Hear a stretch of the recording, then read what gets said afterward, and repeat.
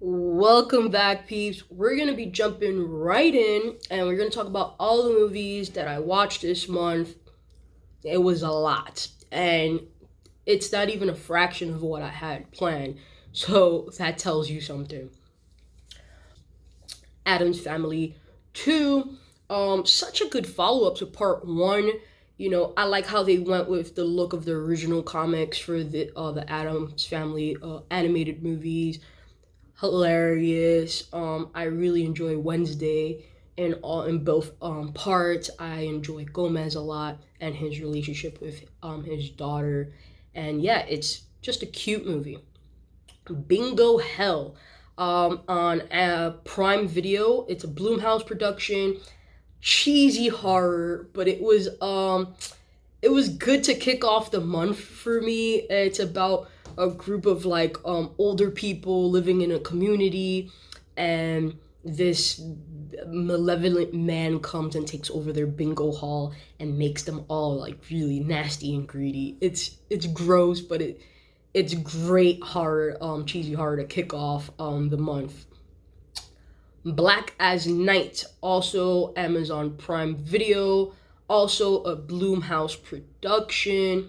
I thought this movie was really good. It was like a coming of age story plus vampires.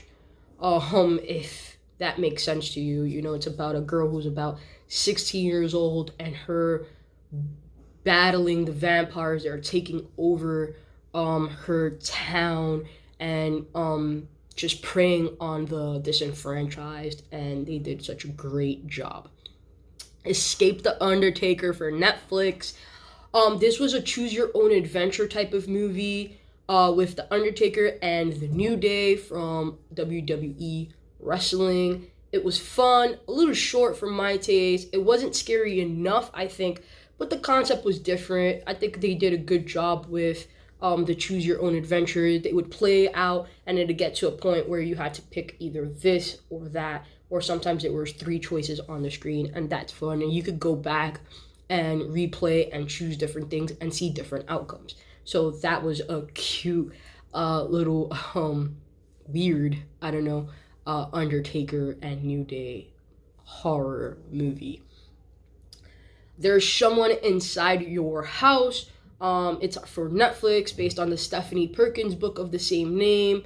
It was fun and had tons of classic horror elements. The ending left something to be desired, but overall, I thought it was good for, Netflix original movie, horror movie. Haunted Mansion, Muppets for Disney Plus. I thought it was a good Haunted Mansion adaptation for the kids. You have Muppets, you have Haunted Mansion. It's just a good time. I enjoy the costumes and the scenery and little cameos that show up throughout the movie. So yeah, definitely a good one. Under Wraps, also for Disney Plus. Great family movie. It wasn't scary at all. It's about a kid who stumbles across a mummy, and him and his friends are trying to help him stay safe from these really like evil collectors, and they're trying to help him get back to the love of his life. Aw. It was more endearing than scary. And it was a remake of a movie of the same name for Disney that was out like 24 years ago. So definitely worth the watch. Night Teeth for Netflix. I was looking forward to this movie. If you saw my Hello October video, I was really looking forward to this movie, and it was really disappointing. Visually, it's eye-catching, but the story definitely just lacked something. It wasn't good at all. Nightbooks for Netflix. This one I really enjoyed. 2 kids get captured by a witch, and they have to tell her scary stories every night in order for them to survive and stay alive. And Kristen Ritter plays the witch, and she looks so badass. And it was such a good movie. I was really interested. I liked every time they told the story. They visually presented to us, and I think it was based on a book, and I really enjoyed it, so I'm definitely gonna have to check out that book and see what it's about. Till Death on Netflix gave me Gerald's Game feel. I don't know if anybody remembers when that movie came out, Gerald's Game. It's like a wife who's tied to a bed and her husband is dead on top of her. And so this gave me those feels since Megan Fox is our protagonist and she's handcuffed to her husband, her dead husband.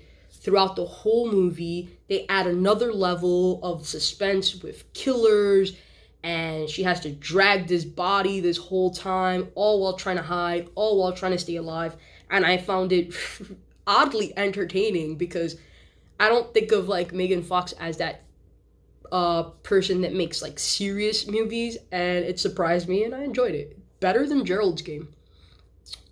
Don't Breathe 1 and Part 2.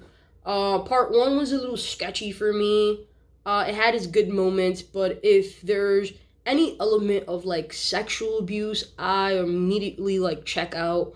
I'm immediately like not like interested in that stuff, and so it kind of left a bad taste in my mouth. Part 2 redeemed itself a little bit more, but there was some like a lot of repeating elements throughout the movie.